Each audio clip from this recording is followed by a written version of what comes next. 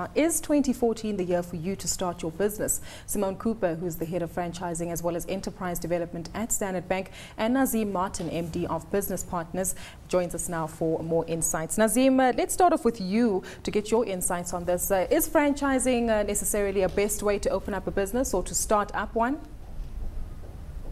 I think if you're starting off, then it's a good way to start, Gugu, for the simple reason that it has many kind of safety nets built into it. You're dealing with a proven concept often, a brand that is often well known, wonderful systems and processes, and you have a lot of marketing and branding that's taking place, which helps you a great deal. So to start off a business is usually quite difficult. And if you have a proven concept and all of these other things and the support that goes with it, then it often reduces the failure rate on in starting up a business. So I think it's probably a good way to start if it's your first business that you're starting off. Simone, franchising, one looks at the kinds of numbers. You see adverts in the paper for a franchise for a fast food outlet going at 500,000. Do you think, well, if you really want to start a business, maybe you haven't got that? Do big companies make it easier for people to find the 500,000, lend it to them? What do you look for? So I think it definitely depends on the type of franchisee or the person that's looking to get into the business. So there's a number of companies at the moment that are trying to make it easier to get into the business market. A lot of government agencies as well who are trying to support small business owners and people starting up businesses.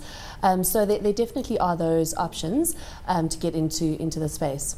Just on that, we heard Nazeem also saying that it is one of the easiest ways to start. Yes. Does it necessarily cut out a lot of the red tape involved? So what it certainly does is generally what your banks will do is that they will say, we understand the franchising market, we understand certain brands, and so it's generally easier. So you might have less capital outlay than you might otherwise have. So it might not necessarily feel like it's cutting out the red tape, but your loan might get approved versus it not getting approved because we understand the market a bit better. Nazeem, a bit earlier we were talking about enterprise development in South Africa. Global Entrepreneurship Week apparently this week, so all of this fits in. And, you know, this is not something new. And people like you, like Simone, all the people, CISO, who came in earlier, who have positions in big corporates, who are encouraged to get this stuff going. What's the problem? We don't seem to be getting the traction that we need to have this blossoming of lots of small businesses that create jobs. There are many reasons, of course, why the rate of entrepreneurship in our country is pretty low. If one looks at recent studies, and there's an annual survey that's done by the University of Cape Town Graduate School of Business. It's an international survey, the Global Entrepreneurship Monitor. If you look at the rates of entrepreneurship amongst adult South Africans aged 18 to 65, you'll find that we are sitting at about 7%, there or thereabouts. Compare that to our peer countries at the same level of economic development. There you're looking at 14%.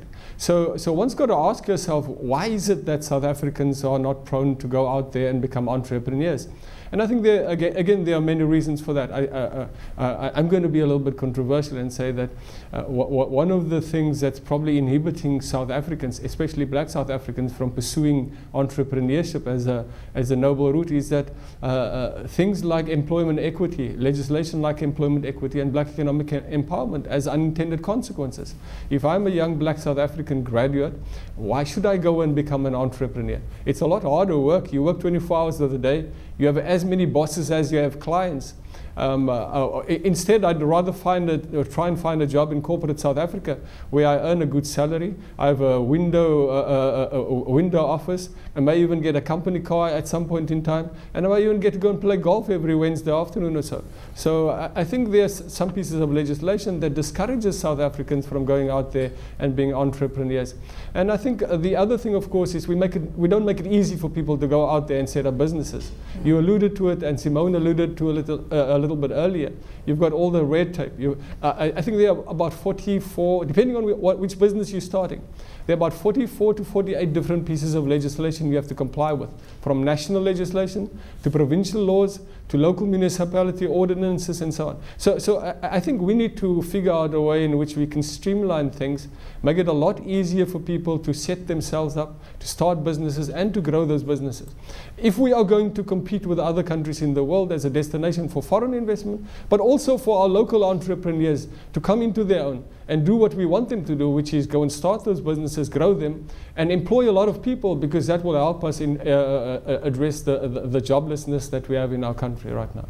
Simone, so very strong views coming through from Nazeem there, raising relevant points there, mentioning that there's a challenge regarding mindset as well as legislation. What are corporates in South Africa doing to change this and maybe cultivate the entrepreneurial franchising spirit in South Africa? So I think that the mindset is one component. I think other issues are that it's very tough out there, and we previously haven't looked at how do we train people to be entrepreneurs. So we've thrown money at the problem. We've said it's access to finance. Those are the things that are the issues that are inhibiting small business growth, when in fact it's very difficult to start your own business and it's daunting. So I, for example, wouldn't know the first thing about opening a small business. So I think corporate South Africa is starting to realize this, and certainly certain pieces of legislation are forcing them to go down this route, the BE codes, for example, whereby corporates have to transform their supply chains, and not only by providing contracts, but also by providing business development support and non-financial support as well, which increases the chances of success. Simone, a question for you, and then perhaps to Nazeem, following that. Unintended consequences he talked about with the BE legislation. So what you often see is that the entrepreneurs are white guys who have left companies with the encouragement of those companies and the big parastatals, got plumbers in their 50s, or electricians who are actually building businesses. Do you see guys like that, let's be honest about it, the white guys who are trying to start businesses, who may create jobs for people, be they black or white, but create jobs? Are you sympathetic to that kind of entrant to the market? Absolutely. So from our perspective, we certainly are trying to align all facets of the small business environment, particularly franchising and enterprise development and our small business environment, because the main objective that we've got to try and solve is employment. And we really feel that that is something extremely important that we need to focus on. So when people are coming up with good business ideas, when they're looking at creating jobs for people, that's definitely something that we look towards. And in all of our enterprise development and small business programs, we are looking for that. Nazeem, just to wrap up with you, earlier on in our conversation or discussion with CISA, we mentioned that it seems as though there's a negative attitude towards entrepreneurs as well as franchisees who fail, and we don't often provide them with the necessary skills to correct their mistakes and hopefully lead them onto a path of success. Could we see this change? It will change over time, I would imagine.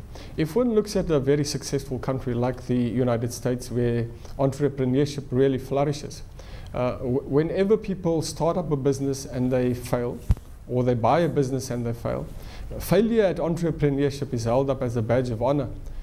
Financiers often look for those kind of entrepreneurs because at least they would have learned some lessons. I think we have a way to go in South Africa. We still punish people for having failed, and we tend to disregard them when they approach us one for finance. But it is slowly changing. I think certainly financiers such as ourselves would look at them very carefully. We'd obviously be wary. We'd look at a whole range of factors, from the viability of the business through to a detailed, thorough assessment of the entrepreneur, and then making sure that all the support is in place, from mentorship to financial systems, and those things are actually utilized with a view to enhancing the success of the business. So it's changing, but it's changing perhaps a little bit too slowly, and I think we require mindset change on the parts of both big business, I guess, and financiers, in order to not hold a failure at entrepreneurship or starting a business against an entrepreneur.